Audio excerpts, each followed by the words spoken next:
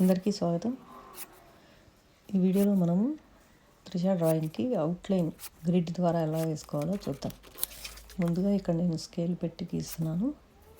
ఈక్వల్గా గీయాలి మనము. అటు సైడ్ అయితే ఎంత స్పేస్ కరెక్ట్ స్కేల్ అంతా పెట్టి గీయాలి. ఇప్పుడు పక్కనున్న పేపర్ మీద కూడా మనం వేసుకునే పేపర్ మీద కూడా అంతే స్కేల్ పెట్టి కరెక్ట్గా తీసుకోవాలి.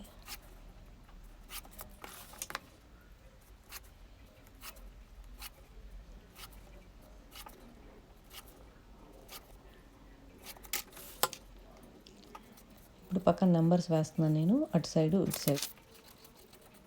నెంబర్స్ వేసుకోవడమే, రోస్ కాలమ్స్. తర్వాత ఐతో స్టార్ట్ చేస్తున్నాను నేను. యూజువల్గా ఐతోనే మొదలు పెడతాను, అవుట్లైన్ అయినా షేడింగ్ అయినా సరే.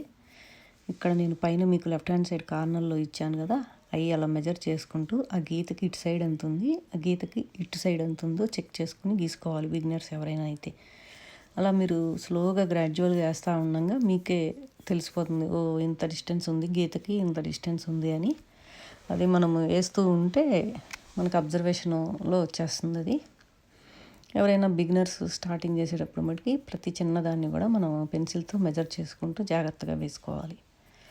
లేదు అంటే ఈ గ్రిడ్ ఇక్కడ నేను పెద్దగా వేశాను కదా, అలా కాకుండా మనం చిన్నగా గ్రిడ్ కూడా వేసుకోవచ్చు. అప్పుడు ఇంకా అసలు మనం మెజర్మెంట్ చేసుకోవాల్సిన అవసరం లేదు, బాక్సులు బట్టి వేసేసుకుని వెళ్ళిపోవచ్చు. ఇటువైపు అయి గీసేటప్పుడు కూడా సేమ్ అలాగే మెజర్ చేసుకుంటూ వేసుకోవచ్చు. యూజువల్గా నేను చూస్తూ ఇంతవరకు ఉండొచ్చు అని అనుకుని ఆ తర్వాత చెక్ చేసుకునేటప్పుడు మళ్ళీ ఒకసారి మెజర్ చేసుకుంటాను. అలా కూడా అలవాటు చేసుకోవచ్చు.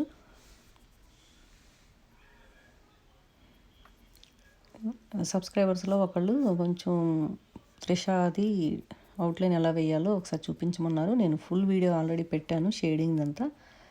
అలా కాదు, మాకు అవుట్లైన్ కావాలని ఒకళ్ళు అడిగారు నన్ను. అందుకని నేను మళ్ళీ ఈరోజు గీసి మళ్ళీ అప్లోడ్ చేస్తున్నాను.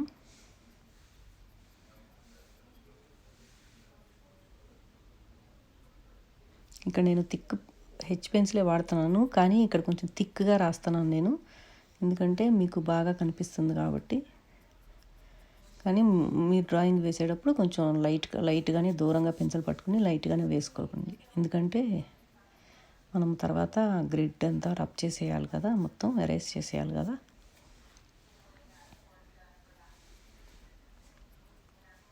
ఇక్కడ నోస్ గీసేటప్పుడు కూడా అంతే, మనము జాగ్రత్తగా పైన పిక్చర్లో చూసుకుంటూ గీసుకోవాలి.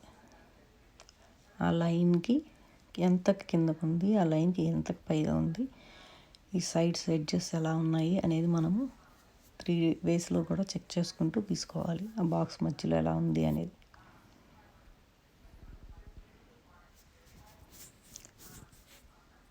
ఇప్పుడు నేను మౌత్కి చూస్తున్నాను కదా, మౌత్కి అటు పక్కన కొంచెమే ఉంది, ఇటు పక్కన ఎంత ఉంది అని చెక్ చేసి గీస్తున్నాను. మీరు స్లోగా అలాగా గీసుకుంటూ ఉంటే మీకు అబ్జర్వేషన్లో అర్థమవుతుంది.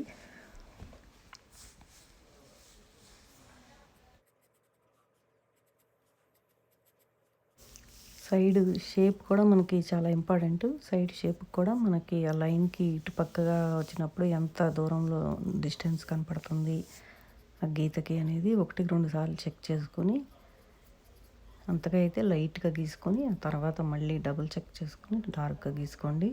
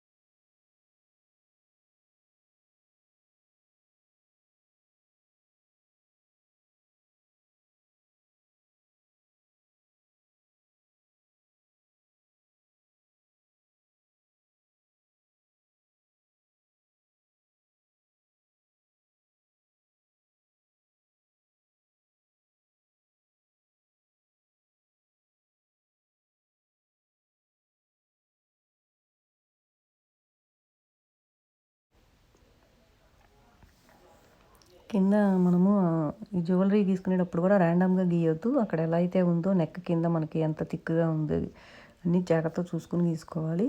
సైడ్స్ గీసేటప్పుడు కూడా అంతే. మనకి ఇక్కడ 2 సైడ్స్ పెద్ద ఇయర్స్ ఏం కనపడట్లేదు. మోస్ట్లీ అంతా జ్యువెలరీలోనే కవర్ అయిపోయింది. ఏదైనా మనం అక్కడ ఎలా అయితే ఉందో ఆ బాక్స్ని బట్టే గీసుకోండి. బొట్టైనా సరే నొసల మధ్యలో ఉంది, పైకి గీయొద్దు. చిన్న చిన్నవి కూడా మనం చెక్ చేసుకోవాలి. ఇప్పుడు నేను చూడండి లైట్ ఇస్తున్నాను లెఫ్ట్ హ్యాండ్ సైడ్స్ ఎంత ఉందో చూస్తున్నాను. అలా చూసుకుంటూ తీసుకోవాలి. వన్స్ అవుట్లైన్ అంతా అయిపోయిన తర్వాత మనం ఎరేజర్ పెట్టి ఎరేజ్ చేసేసుకొని అవుట్లైన్ మట్టుకి గ్రిడ్ని మట్టుకి తర్వాత షేడింగ్ చేసుకోవచ్చు. నేను కింద డిస్క్రిప్షన్లో లింక్ ఇస్తాను. త్రిష డ్రాయింగ్ షేడింగ్ ఎలా చేయాలి అనేది మొత్తం.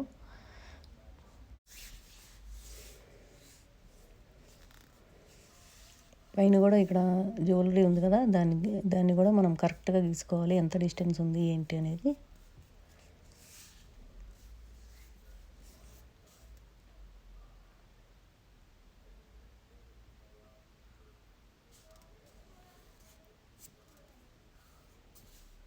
ఆల్మోస్ట్ అయిపోయింది. ఇంకా మనము సైడ్స్ గ్రిడ్ అంతా రబ్ చేసేసుకొని ఎరేజ్ చేసేసుకొని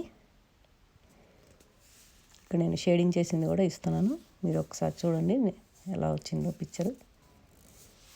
థ్యాంక్ యూ. మీకు నా ఎక్స్ప్లెనేషన్ నచ్చినట్లయితే లైక్ చేసి సబ్స్క్రైబ్ చేసుకోండి. Thank you.